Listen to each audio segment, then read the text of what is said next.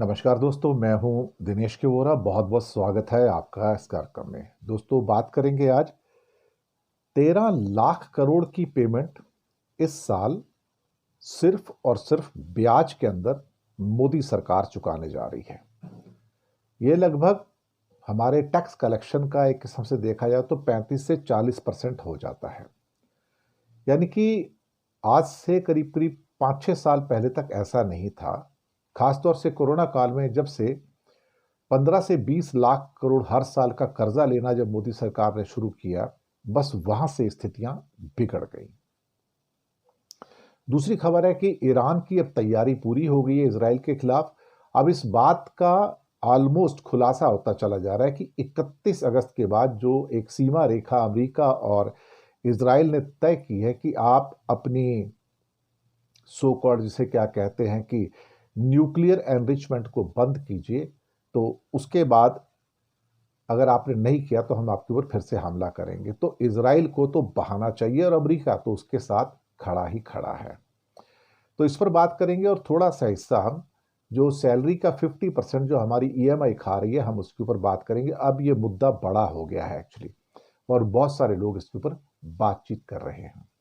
तो सबसे पहले बात कर लेते हैं, स्वागत करते हुए आप सबका, कि 13 लाख करोड़ की हमारी कुल मिला के देखा जाए तो क्या कहते हैं कि रीपेमेंट होने जा रही है। अब सवाल बहुत सारे उठ रहे हैं।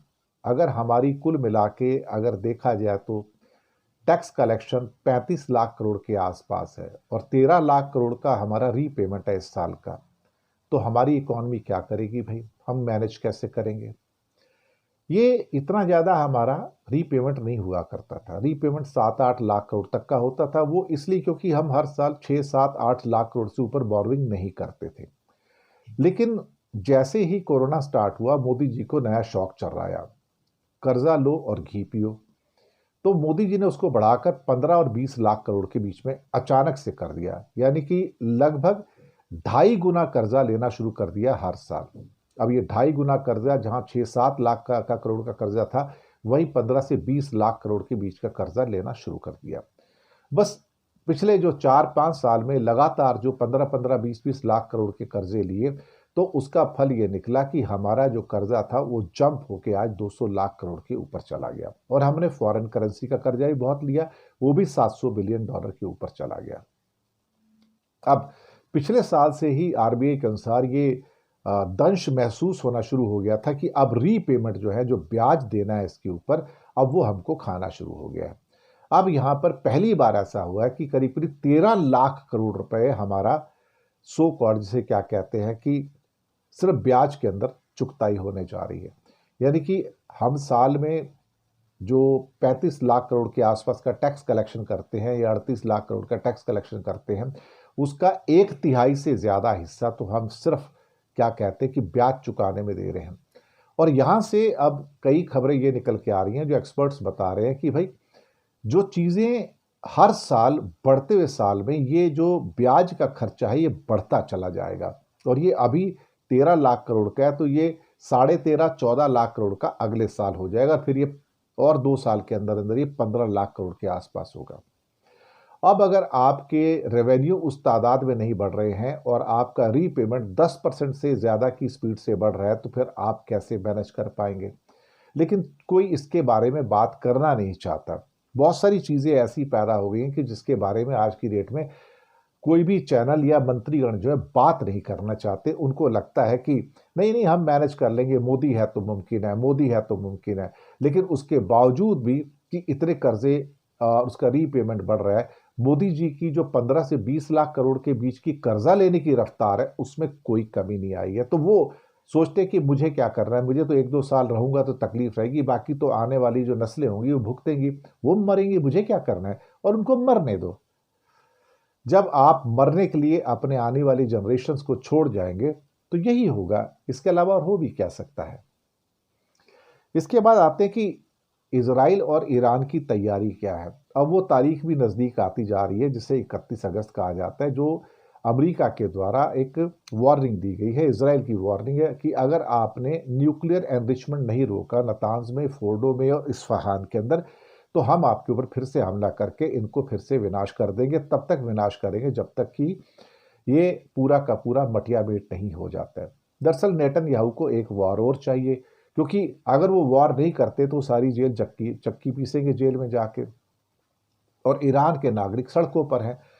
अब ऐसे हालात में खमनई का दावा है कि दरअसल अमेरिका और इजराइल मिलके और यूरोप के साथ मीटिंग करके वो तेहरान में सत्ता पलटना चाहते हैं। जी हाँ, सत्ता पलट, तख्ता पलट करना चाहते हैं कि ताकि खमनई को हटा दिया जाए। लेकिन खमनई को हटा नहीं पाए।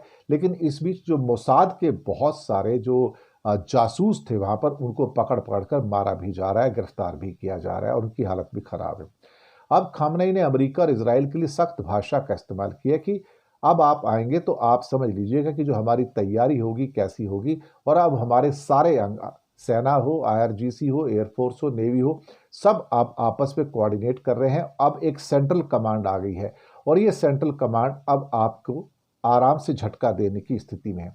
अब यहां से जो तख्ता पलट की स्थितियां जो पैदा हो रही हैं, वो इसलिए पैदा हो रही है कि खमनई को हटाकर वहां पर अपने मन पसंद का एक रजीम जो है उसको स्थापित किया जाए। मुझे लगता है कि ईरान के लोग इस बात को समझ गए हैं। ब्रिटेन, फ्रांस और जर्मनी और इसके साथ जो कुछ बैठक वैठक होने वाली थी, वो भी लगता है कि टलती हुई नजर आ रही है। और कहीं ना कहीं ये बैठकें जो हैं एक किस्म से एक फ्रंट बन गई हैं, ताकि पीछे तैयारी की जा सके कि ईरान पर हमला कैसे किया जा सके। दरअसल ये जितने भी नाटो के देश हैं, खासतौर से ब्रिटेन, जर्मनी, फ्रांस, इटली, ये ईरान को धोखा दे रहे हैं। और एक किस्म से ये जर्मनी और वगैरह ये सब मीटिंग करके कि हाँ ईरान से मीटिंग करेंगे, ये एक पर्दा पैदा करने की कोशिश की जा रही है। लेकिन इस बार उनको पता लग चुका कि ईरान की तैयारी इस बार काफी है, और ईरान की इस तैयारी से उनको भी अब डर लग रहा है। एक आखिरी खबर पे आते हैं, जिसमें कि हमने लगातार इसके ऊपर हम कह रहे हैं कि हम भारतीयों की हालात जो हैं बहुत मुश्किलात में आ गए हैं। अब बहुत सारे इंडस्ट्री के लोग और इकोनॉमिक एक्सपर्ट्स जो हैं, अब वो कह रहे हैं कि हालात इस किस्म के इंडिया में हो गए हैं, मिडिल क्लास हो या लोअर क्लास हो, कि वो सब इस समय क्रेडिट पे जूझ रहे हैं। यानी कि उनकी आधी इनकम जो है, जो भी वो कमाते हैं, वो ईएमआई का लोन चुकाने में जा रही है। आधी सैलरी अब इस समय 40%, 50%, 55%, 60% जो इनकम आ रही है किसी की, चाहे 8,000 आए या 10,000 आए या 20,000 आए, वो सब आधी इनकम जो है वो किसी न किसी के जो किस्म के जो लोन लिए हुए उनको चुकाने में जा रही है। एजुकेशन के लिए लोन लिए हो, हेल्थ के लिए लोन लिए हो, कार या स्कूटर के लिए लोन लिए हो, मकान के लिए लोन लिए हो, तो आधी की आधी जो पूरी सैलरी है वो उसके अंदर जा रही है। अब बहुत सारे सवाल यहाँ पर उठ रहे हैं साहब। सवाल ये उठ रहे हैं कि जब लोगों ने अपना लाइफस्टाइल बढ़ा लिया है और साथ में उनके खर्चे बढ़ते चले जा रहे हैं, लेकिन जो सैलरी की ग्रोथ है वो पिछले 1 से 2 साल के अंदर सिर्फ 5-5% हुई है। तो ऐसे में जो खर्चे हैं 15-15, 20-20% बढ़े हैं। तो अब कर्मचारी तनाव में आ चुके हैं। कर्मचारी अब उनकी छटनी भी हो रही है। जैसे टीसीएस से 12,200 लोग निकाल दिए, और कंपनियों में अब निकाले जा रहे हैं, डायमंड में और बाकी ये जो टैरिफ लगने जा रहे हैं 50%, उसके कारण भी नौकरियां जा रही हैं।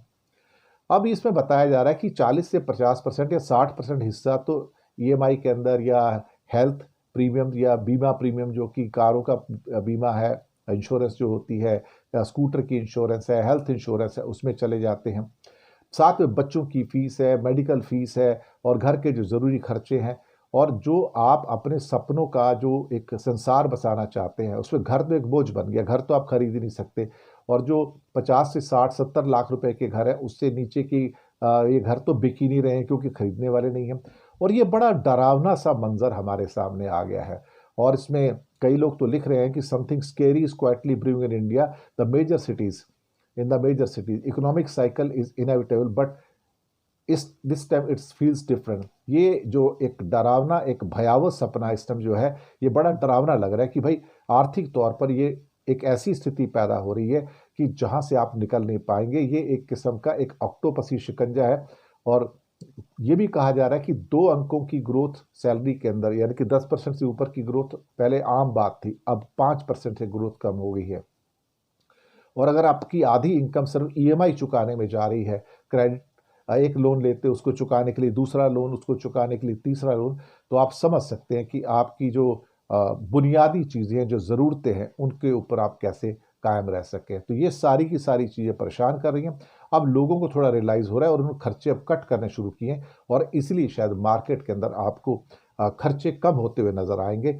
हालांकि त्योहारों के मौसम में अभी भी लोग खर्चा करते हैं, लेकिन वो सब credit based, loan based economy है, वो कोई आपकी इनकम बेस्ड इकॉनमी नहीं है। शुक्रिया आपका बहुत बहुत, और हमारे साथ बने रहने के लिए।